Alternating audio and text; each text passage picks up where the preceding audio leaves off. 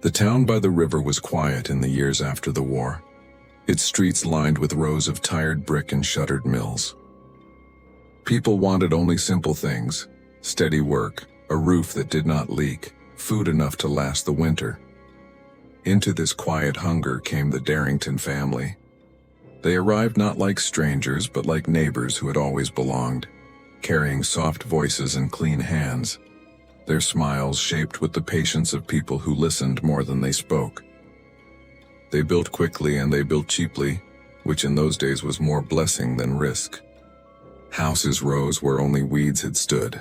Foundations were poured, walls framed, roofs nailed shut in a week's time. Families whispered gratitude as they moved into bright new spaces that smelled of cut wood and plaster. Yet beneath the praise, the ground remembered what the eye could not see. The soil along the river was old clay, cut deep by flood and filled with the refuse of earlier lives, pressed flat but never erased. Every time the earth was broken, it seemed to hold its shape, as though some invisible outline remained, waiting for new walls to rise above it. The Darringtons understood this in a way others did not. To them, a foundation was not only a base for a home but a seal.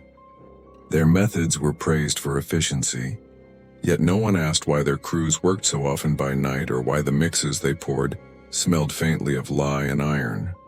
Neighbors assumed it was the lime, or the river clay, or perhaps the heavy rains that fell each spring. In daylight, the houses seemed harmless, gifts of progress to a town weary of waiting for fortune. But at night, the Darringtons walked their plots with care, studying the ground not as builders but as keepers of something hidden. Each house they raised carried the same quiet rhythm. The slabs were poured smooth as glass, without ripple or crack, as though the concrete had been polished rather than mixed. When doors opened to new tenants, the air inside felt colder than outside even in summer, and footsteps seemed muffled as though the floor itself had learned to swallow sound. Yet people ignored the unease. They wanted to believe in good fortune, and the family who promised homes for all offered exactly that. It was easier to be thankful than to question. The Darrington children played in the street with the others. Their laughter was thin but cheerful, their shoes spotless even after rain. The father kept ledgers of costs that never rose too high, and the mother brought baskets of bread to tenants on their first night in a new home. They were builders of trust as much as walls, and in this way they passed unseen, their secrets folded into the very earth. The town saw kindness. The ground felt weight. Beneath each lot, the clay was pressed down with unusual care, tamped and leveled beyond what any builder required. Sometimes, if one stood in the fields where the homes now rose, the outline of a shape could still be traced faintly in the soil, as though something had lain there once and been covered again. The marks never spread wide, never sprawled. They remained tight, ordered, symmetrical. Patterns in the earth disguised as efficiency, repeated over and over until no one looked twice. People told themselves the Darringtons were only efficient, that their work was proof that progress could be quick and kind. But the earth beneath their houses told another story, one no one yet dared to read. For every house raised, the clay grew heavier. For every slab poured, the silence deepened. What the townsfolk praised as good fortune was in truth a covering, a careful act of concealment dressed in the costume of generosity. The family understood how to hide in plain sight, to let their innocence become the mask for something colder than stone. As winter turned, the river iced at its edges and smoke curled from the chimneys of the new homes. Life seemed ordinary, even blessed. Yet under the boards, the ground kept its shapes, holding what it had been made to hold. The Darringtons were already surveying their next project, a corner lot where an old church had once stood before fire took it down. They walked the plot slowly at dusk, their hands clasped behind their backs, their eyes studying not the air above but the soil below. Soon wagons would come at night again, and the town would wake to see a new frame climbing out of the earth. Another house offered with a smile, another slab poured smooth as glass, and beneath it all the ground would keep its memory. The corner lot where the church once stood was a scar in the town's memory. It had burned during the lean years after the war, flames climbing through the steeple until it cracked and toppled into the street. For years the ground lay bare, nothing but ash and weeds and broken stones left where pews once sat. People passed by without looking. They said it was bad luck to linger. When the Darringtons announced they had bought the land, there was relief.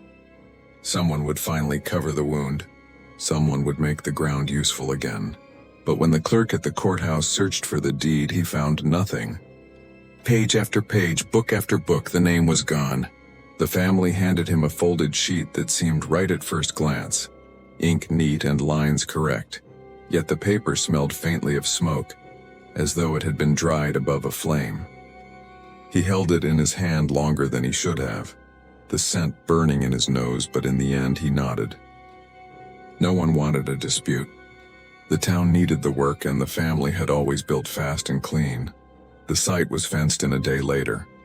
Crews no one knew by name arrived as the sun went down, men with low hats who kept their collars high even in the heat.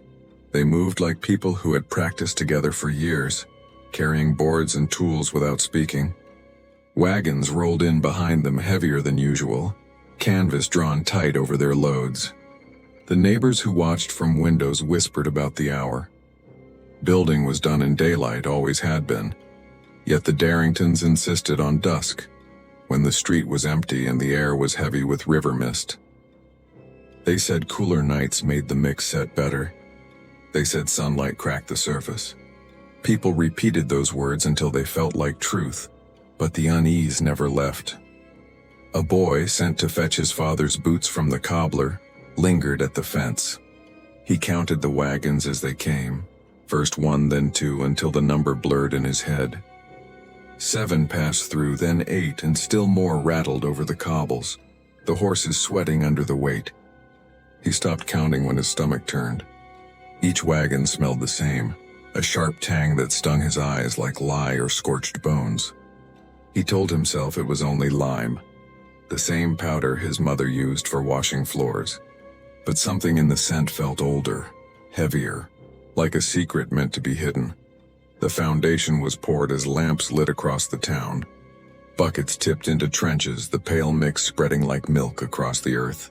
The crews moved with quiet urgency, tamping and smoothing, hands quick, eyes fixed on their work. Neighbors said the lime burned sharp in the air that night, so strong it woke them from sleep. Dogs howled and would not be calmed. In the tavern down the street, men joked about cheap material, about shortcuts that would not last. Yet none of them walked out to see for themselves. It was easier to believe the work was honest, easier to trust the smiling family than to confront the strange odor drifting in from the church lot. The ground itself seemed restless. Clay turned under shovels in shapes too neat to be natural, cut lines pressed flat again before the mix spread across them. Some who passed early in the evening swore they saw faint marks like crosses or rings traced into the dirt, the kind a builder had no reason to make. By the time they glanced back, the lines were gone, swallowed by pale slurry. Workers carried torches as they finished, shadows leaping across the walls of nearby houses. The boy who had counted the wagons saw the glow from his window and thought it looked less like building and more like a vigil. A ritual to mark the end of something rather than the beginning of a home. The Darringtons stood together at the edge of the site, their hands clasped, their faces calm. They said little, only nodding when crews passed them by. The mother carried a small box at her side, polished wood with a brass clasp. At one moment she knelt near the trench and placed something into the mix, letting it sink before smoothing the surface with her palm. No one close enough dared to ask what it was. From a distance it might have been a trinket, a coin, a keepsake. Whatever it was, it vanished beneath the pale flow without a ripple. By midnight the last wagon had gone and the air grew still. The smell lingered, sharp and bitter, but the lot itself was silent. The torches went out, the fence was closed, and the crews melted into the darkness. Neighbors said they heard no hammers, no voices, only the faint hiss of liquid settling into the earth. It was as though the ground itself had been told to keep quiet. When morning came, the townsfolk walked by on their way to work. What they saw left them hushed. The slab that had been poured only hours before was smooth as glass, its surface perfect, without crack or mark.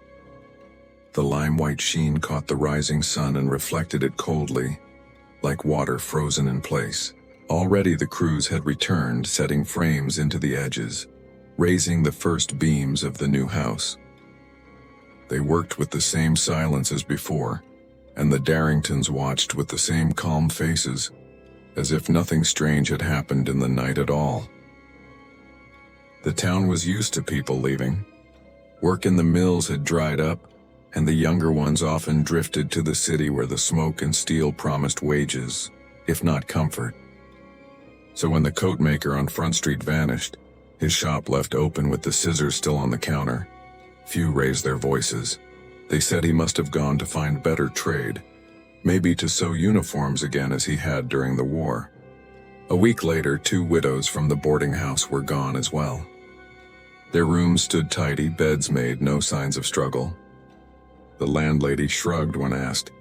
She said women without husbands often traveled for kin or work, and who was she to follow their paths? Then a schoolgirl disappeared walking home from class. Her satchel was found near the fence of a half-built Darrington home, its leather damp with lime dust. The town searched for a day, then let the silence close in. They spoke of aunts in another county, of girls taken to work as maids in the city. It was easier to name a destination than to face the emptiness that had opened overnight. The post office helped carry the lie forward. Letters arrived with hopeful words written inside, but the boxes they were forwarded to stood empty, locked and dust-covered. No one checked them. No one claimed the paper. The clerks knew, but they did not speak.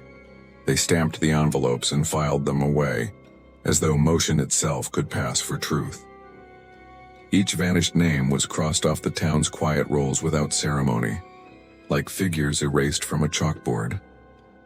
In time, absence became routine, explained by distance, excused by opportunity, but not all evidence could be written away. Behind the boarding house, neat piles of ash appeared one morning. They sat on the ground in careful rows, each shaped like a loaf of bread, each almost identical in size. The ash was gray-white and fine, softer than wood fire remnants, too pure to be from coal. It held together when pressed, then broke apart like sifted flour. A dog strayed close and growled, its body stiff, refusing to step nearer. The animal circled and whined until its master dragged it away. No one claimed the piles. No one swept them. They lay there until wind took them grain by grain, vanishing into air and soil as if they had never existed. Yet those who saw them did not forget. The memory clung sharp in the mind, a question too dangerous to voice. The town made excuses, as towns often do. They said drifters had burned their trash, or factory men had dumped lime, or coal dust had been washed clean by rain. They said the dog was skittish, nothing more. But when another tenant at the boarding house vanished, her door locked from within, her key found on the floorboards, the landlady only shook her head. She muttered that some souls were restless, that they went where the road pulled them. Behind her, another neat ash pile formed the following week. No larger, no smaller, as though measured by unseen hands. The Darrington houses went up quickly in those same days. Pale slabs poured at dusk, frames raised by morning.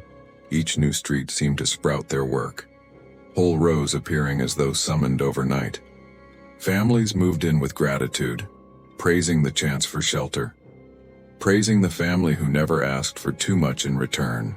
Yet more often than not, when someone disappeared, the last place they had been seen was near a fresh Darrington foundation, their footprints trailing into dust that swallowed the shape whole. The unease grew, but it had no voice. To speak suspicion was to invite shame, to accuse a family who gave so freely of their craft. So the town silenced itself, turning vanishings into stories of new lives elsewhere. People taught themselves not to count too closely, not to keep ledgers of neighbors who never came home. The silence became another kind of currency, traded for peace of mind. But silence never fooled everyone. Among the few who kept their own records was a traveling nurse. She carried a small ledger, its pages lined with cramped handwriting.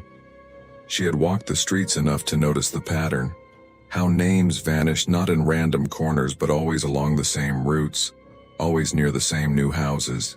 In her book she listed the coatmaker, the widows, the schoolgirl, and more besides, each with a date and a note of where they were last seen.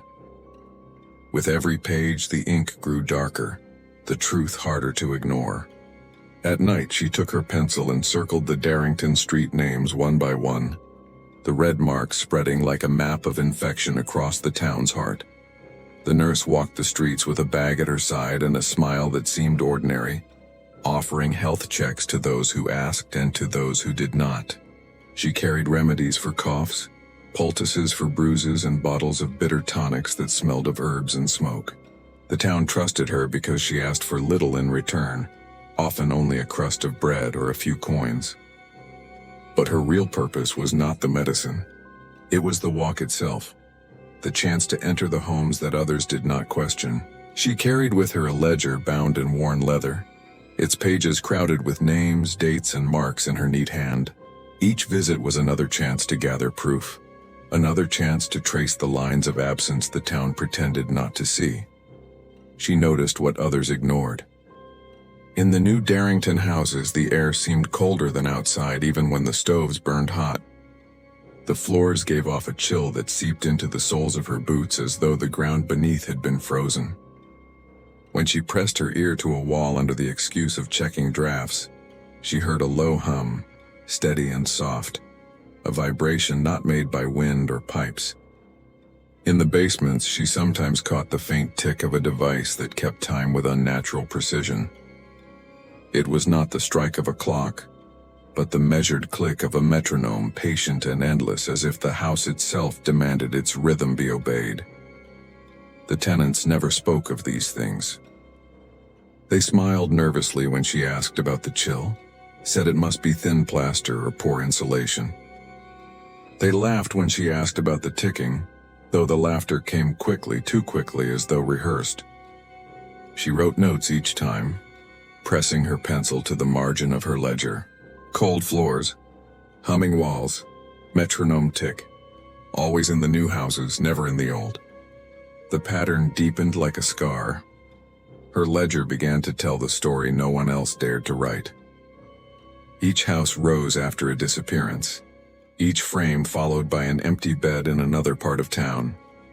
The coatmaker, the widows, the schoolgirl, their names lined up against the dates of new Darrington slabs. She saw it too many times to ignore. Still, she tested herself, searched for mistakes.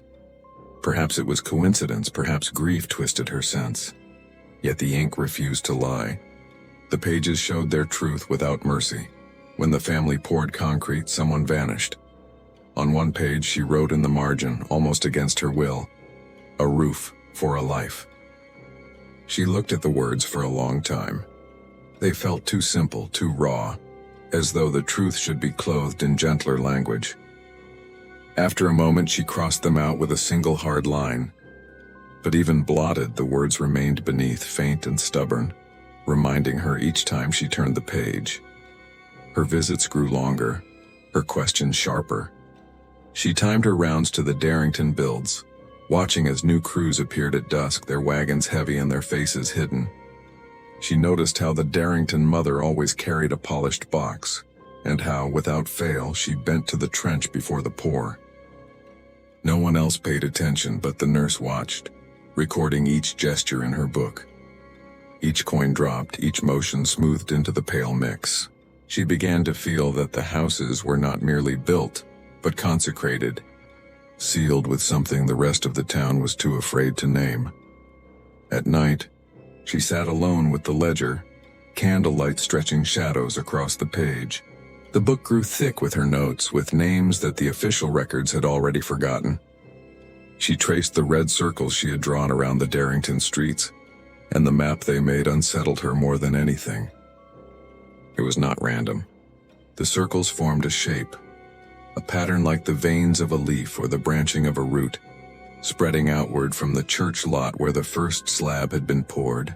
It was as though the family had been planting something across the town, and the houses were only the visible leaves of a deeper system hidden below. She could not yet speak this aloud. To accuse openly would invite dismissal, perhaps worse.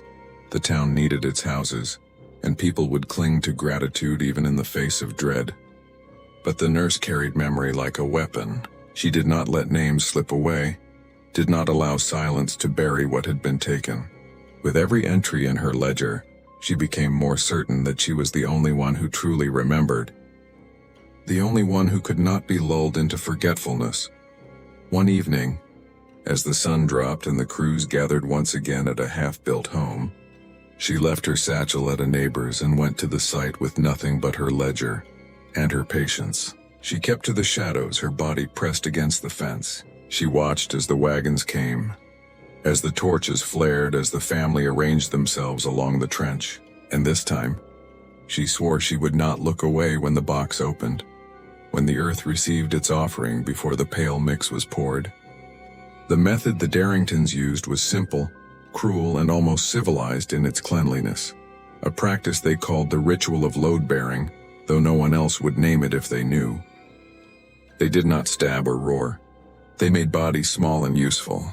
A person would be taken from a room, sometimes from a bed and sometimes from a lane by the river, and brought to the low chamber beneath the foundations where the air smelled of lime. There the preparation began like a careful craft. Lye and heat broke flesh down with a patience that left none of the mess common men feared. Limbs were not torn open. Instead, the material of a life was altered until what remained was a pale, fine dust. The Darringtons washed and soaked, then simmered and dried, working like potters until bone and tissue were sifted to something that looked like mortar dust to a careless eye. They kept the room tidy, bowls set in order, floors swept. When the powder was ready, they mixed it into the wet concrete in exact portions, so that each pour contained a small piece of what had walked the town. Corners received keepsakes, buttons, coins, scraps of ribbon, objects that to neighbors seemed memory but to the family were markers. The tokens were placed where beams would bear weight, where the house would rest upon them forever. Each marker was a name and code. Each slab became a ledger of absence written in stone. Some victims were carried under and never knew the rest because they had been drugged. Others were taken alive. Those entered a chamber fitted with a slow hand pump and valve so fine the closing and opening made no sound. Someone passing might notice. Air was not cut off at once but bled out like a thief at work. The pump moved in timed strokes, patient and even, a metronome for life. The body did not bruise as a fight bruises. Skin stayed smooth until the end. There was no scream to wake neighbors because the Darringtons measured dose and time until the throat made no sound. The last breaths came slow, matching the ticking of a clock the family kept near the door, its hands moving as if counting down a rite rather than mere hours. To them it was craft, a way to turn a life into part of a building without stain. The town imagined builders sanding boards. The Darringtons imagined houses that could be built from people as readily as timber. They had rules. Some lives chosen for silence, others for likeness to the family or to keep the pattern tidy. Their records were neat, a ledger in the mother's hand with dates and tiny symbols that matched the tokens beneath joists. The family tested the practice by leaving a marked coin half set in a wall, and watching from across the street as a widow returned and found what the world called comfort. Over years the practice became ritual, repeated until it felt like domestic liturgy.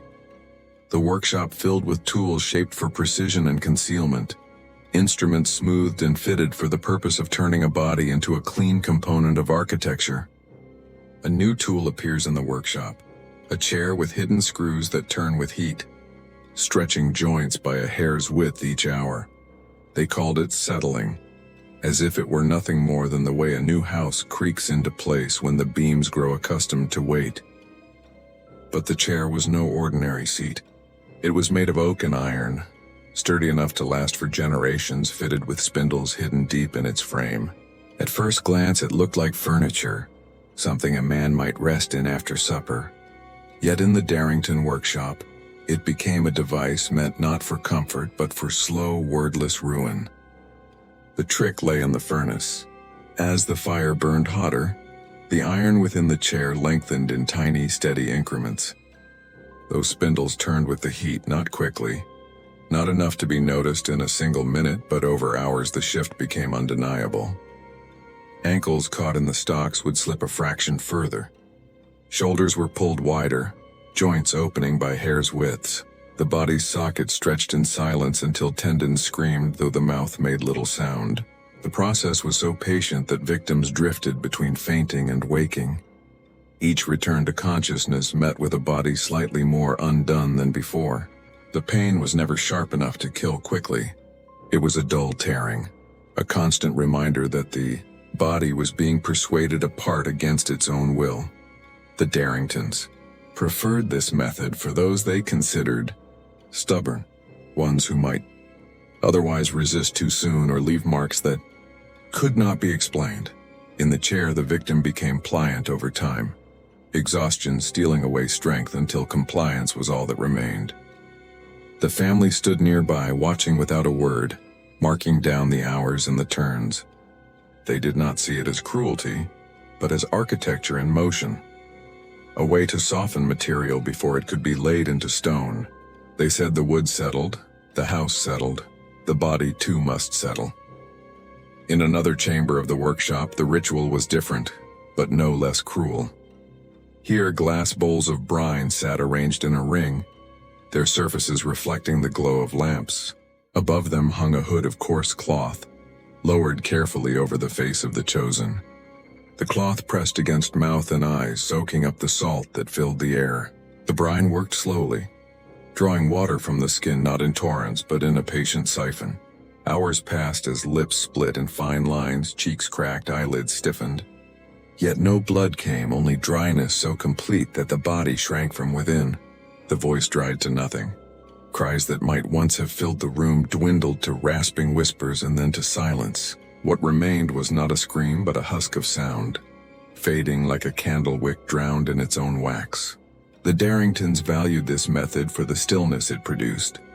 No neighbors would hear it, no passerby would question. It was the sound of a person erased so gradually that even their own bodies seemed to forget how to resist. In both rooms, the family worked with the same meticulous patience they brought to building homes.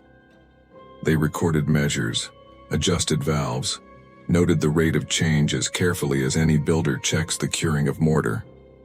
It was not killing to them, not in the way others understood. It was preparation, the shaping of material into a form that could serve. When the chair had stretched its last, when the brine had emptied the skin of its moisture, the remains were carried out not with fear, but with the matter-of-fact precision of labor. Dust from bone, pulp from flesh, whatever form it took. It all traveled to the same place, the mixer where pale concrete waited. The nurse, hidden in a crawl space near the workshop, bore witness to one of these nights.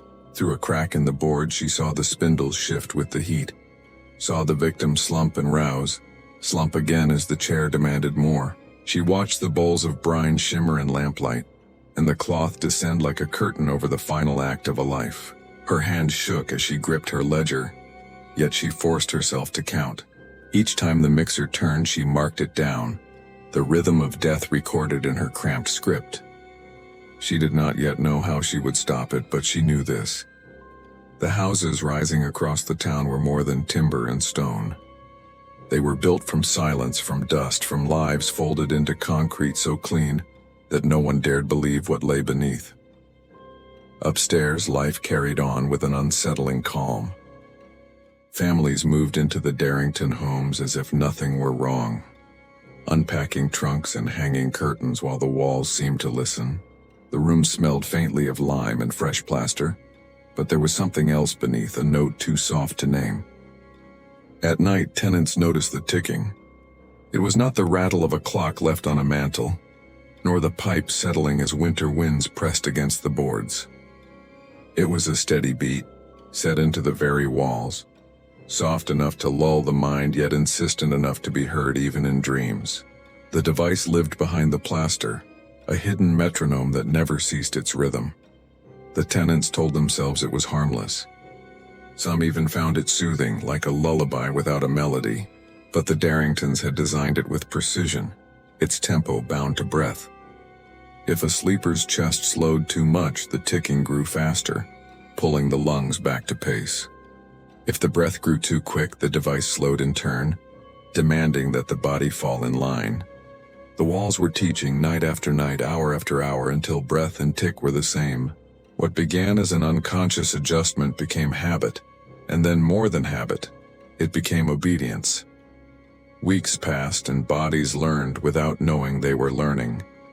Children fell asleep with their small chests rising and falling in perfect unison with the metronome.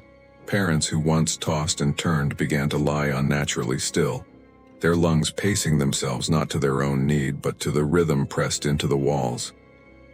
The houses became silent classrooms, training organs to respond not to life but to the machine. It was not violent, not obvious, but it was control all the same. And when control became complete, the body no longer remembered how to breathe freely at all. One winter night, the proof revealed itself.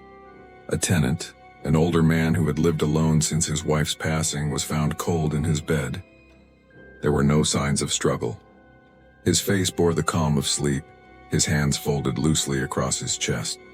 Yet his lungs had stopped, stilled in perfect rhythm with the ticking in the wall. The coroner examined him briefly and declared the death natural. "Old men die quietly," he told the neighbors, "especially in the cold." No one argued. The man was lowered into the frozen ground without questions, his house re-rented within a week. But the nurse who had walked that same street knew better. She had heard the ticking herself, soft but sharp in the silence of night. She had felt the strange pressure in the rooms, the way air seemed to command the body instead of serving it.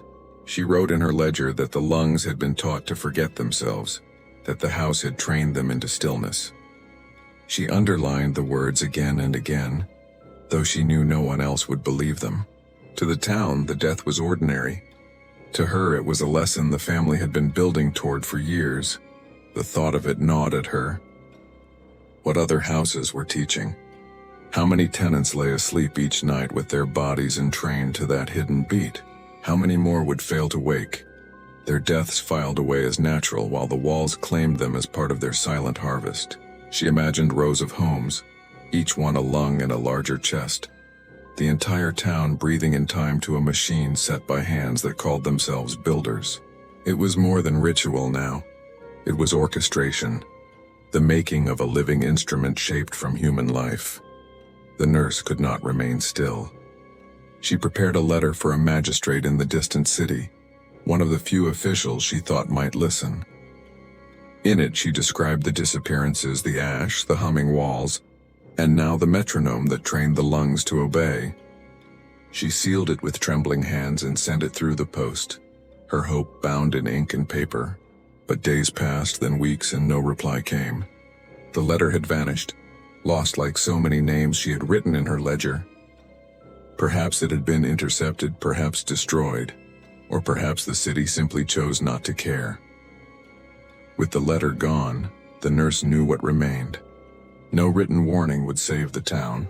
Proof had to be found inside the houses themselves, not in whispers or guesses, but in the bones of the walls and the machines hidden within.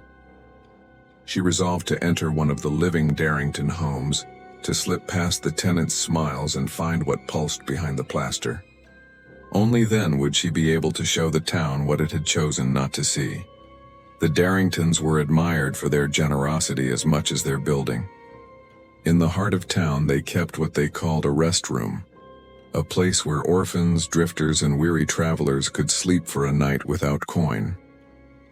The doors were always open, the lamps always lit. Inside, the walls were padded in soft fabric, the air faintly perfumed with lavender. The cots were narrow but warm, each fitted with blankets that smelled freshly laundered. People arrived thin, shivering, often half-starved, and the Darringtons welcomed them with gentle words and bread dipped in broth. For many, it felt like a mercy the world had long denied. They entered tired, lay down in the glow of the steady lamps, and drifted into peace. Some woke again grateful, others never did. The trick was hidden where no eye would wander. Beneath the cots ran a grate so thin it looked like part of the floor frame. Few noticed it at all, and those who did assumed it was for air or heat. In truth, the grate led down into a narrow pocket chamber carved into the earth. Within that chamber sat shallow bowls of charcoal, arranged in careful rows. At night, when the lamps dimmed and the cots filled, the bowls were lit, their embers smoldering without flame. The chamber filled with invisible fumes, not enough to choke outright, but enough to steal breath slowly during the deepest sleep, when lungs no longer questioned the rhythm they had been trained to follow. There was no smoke to alarm, no haze to give warning. The sleepers remained calm, their chests rising and falling until at some precise hour they ceased. The family always said the tired had finally found rest. The Darringtons were methodical about it. They kept a ledger for the room, neat columns of names when they were known, marks when they were not. Next to each entry was a date and a phrase that chilled the nurse when she later saw it. Transfer complete. It was the language of paperwork, cold and ordinary, but behind it lay the truth that those who entered weary and fragile were not given shelter. They were given to the house itself. Their breath became silence, their bodies became material. By morning, the beds were smoothed, the bowls emptied, and the doors stood open again to receive the next soul who believed in kindness. The town praised the family for their charity. They said the Darringtons had soft hearts, that they remembered what it was to suffer and wanted others to know comfort. Orphans were guided there by priests, travelers by innkeepers, vagrants by watchmen who thought they were doing good. The very institutions meant to protect the fragile turned them into offerings, blind to what the family truly built. It was a cruelty hidden beneath generosity, a mask so convincing that no one wanted to tug at its edges. But the nurse watching could not ignore the signs. She saw how some who entered the room were never seen again, how the Darrington ledger grew with each vanishing. She saw the calm faces of the sleepers who did not wake, how their features bore no mark of pain as if they had been carried off in a dream. She crouched once in the dark, her ear close to the floorboards, and heard the faint hiss of the bowls below, the soft sigh of air being taken. When she pressed her hand to the cot frame, the wood felt warm though the room above was cool. She wrote in her own book, bowls beneath, air stolen, no smoke, no struggle. The horror of it was not the violence, it was the quiet. There was no fight, no cry, no witness. The victims were erased with the same precision as the Darrington slabs, folded into silence so complete that even the town's gossip could not carry their memory. When the doors opened again at dawn, the room looked untouched, waiting for the next offering. The nurse knew then that the family's reach extended beyond their building sites, that they had built not only houses but entire chambers of disappearance. It was not just construction, it was harvest. One night, after watching the charcoal embers fade beneath the floor, she crept to the workshop where the mixers stood. She waited until the crews had left, until the pale dust no longer swirled in the air.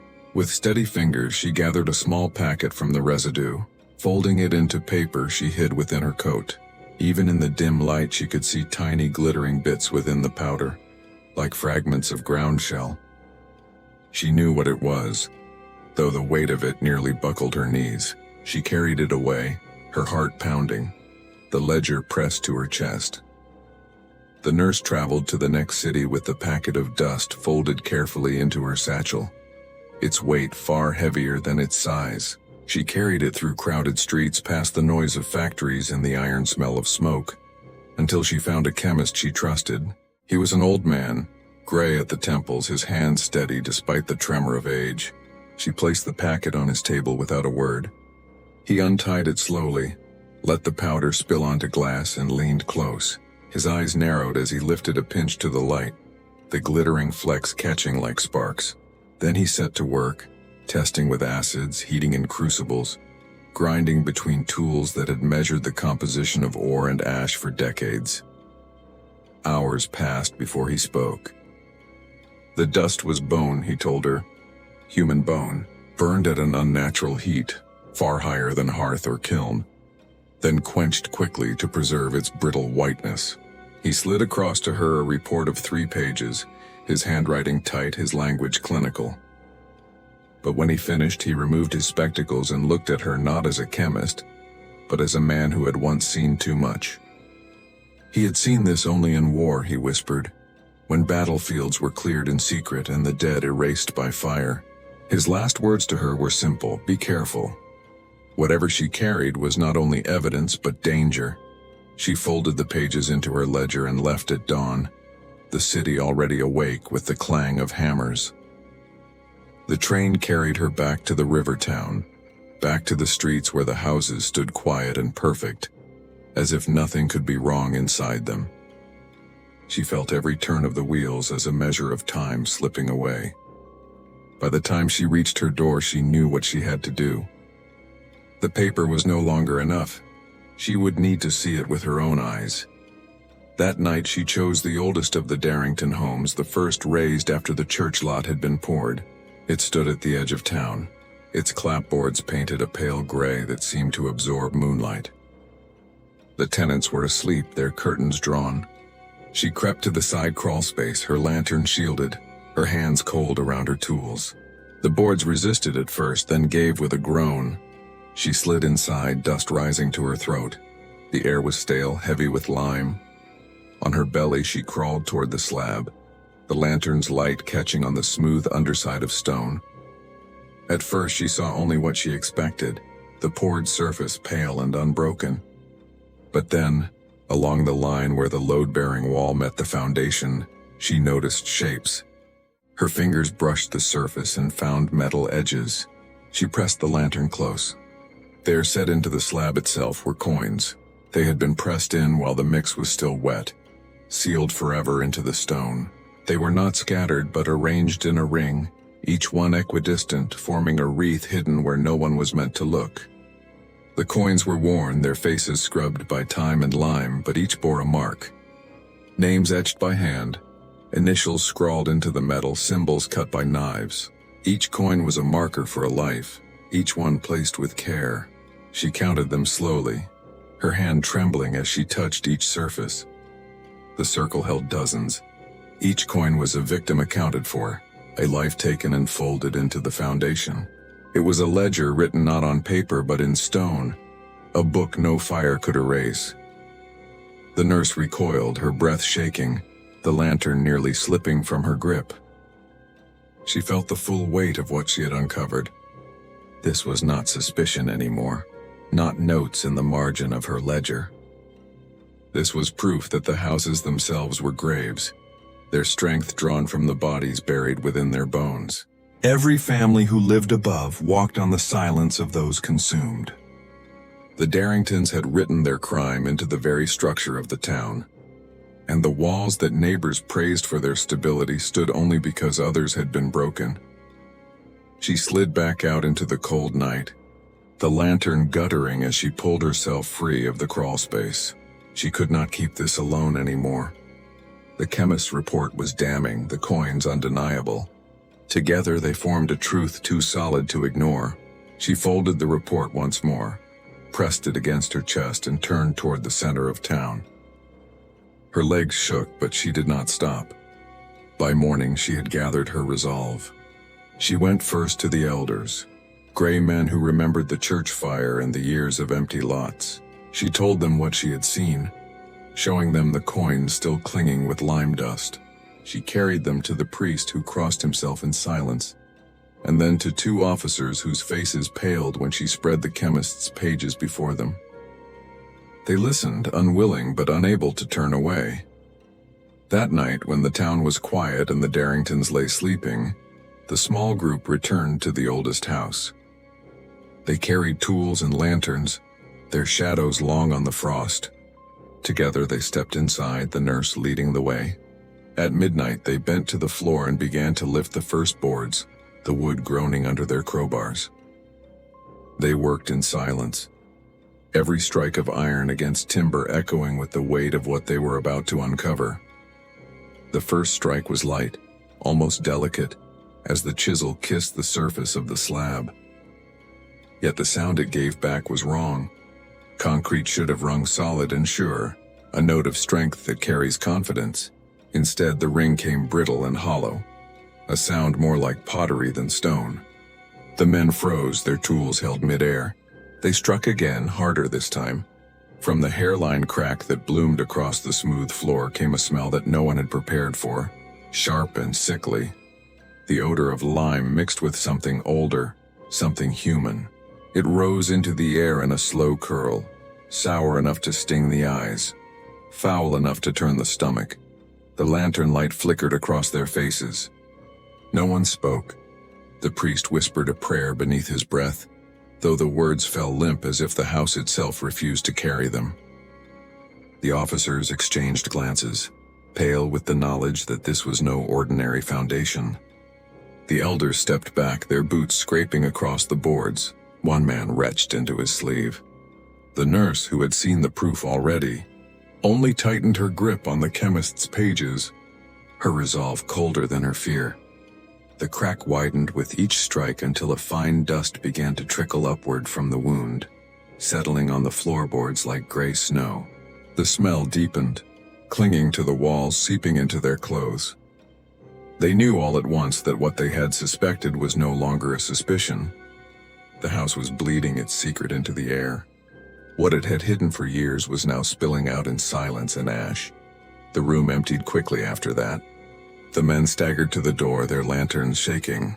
The priest dropped his cross and did not pick it up. Outside, in the frost-dark street, people had gathered in their coats, drawn by the noise and the strange smell that carried on the wind. They stood in silence, faces half lit by lanterns, staring at the dark house as if it had become a living thing. No one asked what was happening. No one dared to break the hush. The house loomed behind them, its windows black, its roof cutting the sky. It seemed to lean forward as if listening to the crowd, daring them to come closer. The cold bit through their coats, but still they stayed, rooted by fear and by something heavier. The sense that they were standing before a crime so vast it could not yet be named. Hours passed. The lanterns dimmed. Still the people did not leave. When the river began to glow with the faintest light of morning, the town looked up as one. Across the windowsills of every Darrington house, the same pale dust had gathered in the night.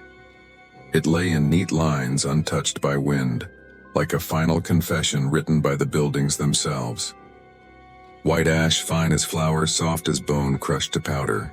It was proof no broom could sweep away.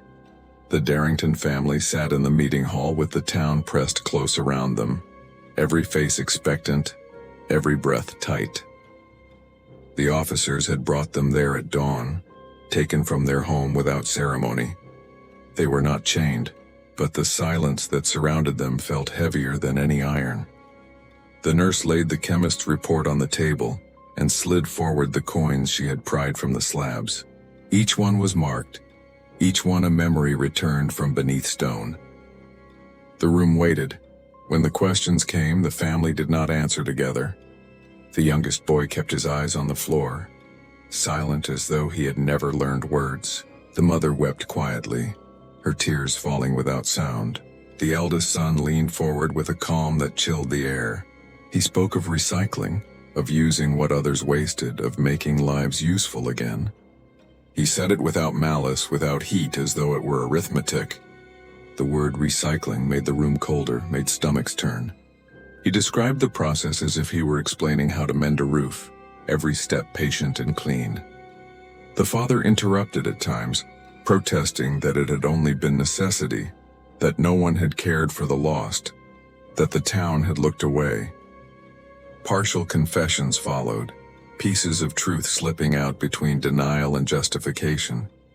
Enough was spoken to make clear that the homes had been graves, the walls had been shrines, and every coin pressed into concrete was a name buried twice, once by violence, once by silence.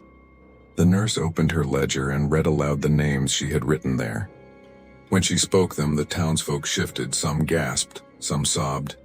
Coins and notes matched. For the first time, the missing were no longer rumors or excuses. They were people again. Coatmaker, widows, schoolgirl, and dozens more. The ledger, stained and cramped with ink, had become the voice they had been denied. The county issued its order before the day was done. Every Darrington slab would be cut open. Crews arrived with chisels, mallets, and iron saws. The work was slow and heavy. Each slab came apart like the lid of a grave, lifted piece by piece. And inside, always the same. Ash pressed into corners, coins in rings, and hidden grates where bowls of charcoal had burned. Some slabs cracked open with a sigh of dust that clung to hair and skin. Others released only silence, but within that silence was proof enough. The pattern repeated house after house until the entire town knew beyond doubt that every street had been built on bones. The people responded with both grief and fury. They tore the metronomes from the walls of the houses, dragging them into the square. The ticking devices, once so steady and soft, now clattered against cobblestone as if resisting their own end. Fires were built, and one by one the metronomes were thrown into the flames. They burned with faint sparks, the iron twisting, the springs snapping in sharp little cries. The crowd watched as the rhythm that had trained their very breath was silenced forever. The ashes were scattered into the river, carried away so no trace would remain. From the rubble, the town raised its memorial. Broken foundation stones were stacked in a ring, their cracked surfaces left raw and jagged. At the center stood a single slab turned upright, coins pressed into it like stars against pale concrete. Each coin bore a recovered name. The rest bore only initials, fragments of memory. People gathered there to speak aloud the names from the nurse's ledger, to read them into the open air so that forgetting would not claim them again. The law did not stop at the town's borders. News spread and lawmakers answered with new rules meant to close every hidden door. Independent checks were mandated for every foundation. No slab poured without a witness. Surprise inspections were ordered for rest houses, boarding rooms, and orphan shelters. A public register for builders was made so no one could hide behind false names. Orphan rooms like the Darringtons were outlawed entirely. The Darrington Act, as it was called, required photographs of every person taken into care, and photographs again when they left. It forbade air control devices in sleeping quarters. It was imperfect, but it was a line drawn at last, a barrier built against silence. Yet even with laws written and stones broken, the question lingered. The nurse stood at the memorial long after the crowds left, her hand resting on the cold slab. She thought of the word the eldest had used, recycling, and how calmly he had spoken it. Evil had not shouted here. It had not raged or rioted. It had worked with precision, with clean hands and soft voices. It had hidden inside words that sounded kind and work that looked neat. It had smiled and called its acts settling when in truth it meant ending. It had made homes out of people and called it progress. The town lived on, scarred but standing. Families slept in rebuilt homes. Children played in streets where dust once lay. The metronomes were gone, the slabs cut, the coins recovered. But memory could not be erased. The people had learned that the worst crimes could wear the mask of kindness. That horror could be carried out with ledgers and blueprints as easily as with weapons. What do you think? Could this happen again behind clean paperwork and gentle words? Could the quiet smile of order hide a silence just as deep, just as final? A quiet river town after the war welcomes the Darrington family. Builders with clean hands and soft voices who promise cheap homes and comfort. But behind their generosity lies a ritualized system of cruelty. Every new slab they pour hides a life taken. Bodies reduced with lye and fire into fine ash, then mixed into concrete foundations. Tokens like coins and trinkets are pressed beneath beams as secret markers of each victim. Disappearances begin. A coatmaker, widows, a schoolgirl, but the town explains them away as factory work or distant relatives. Ash piles appear behind boarding houses, pale and fine, but no one questions them.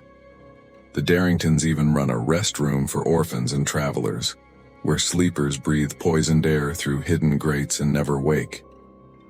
Other victims are tortured with chillingly methodical devices. A chair that stretches joints millimeter by millimeter with heat, or bowls of brine that desiccate the body under a cloth hood until the voice dies in silence. Only a traveling nurse begins to keep record. She visits homes, noting the cold floors, the hum in the walls, the hidden metronomes that retrain lungs to breathe in rhythm until tenants' bodies forget how to live without it. With her ledger, she maps a pattern.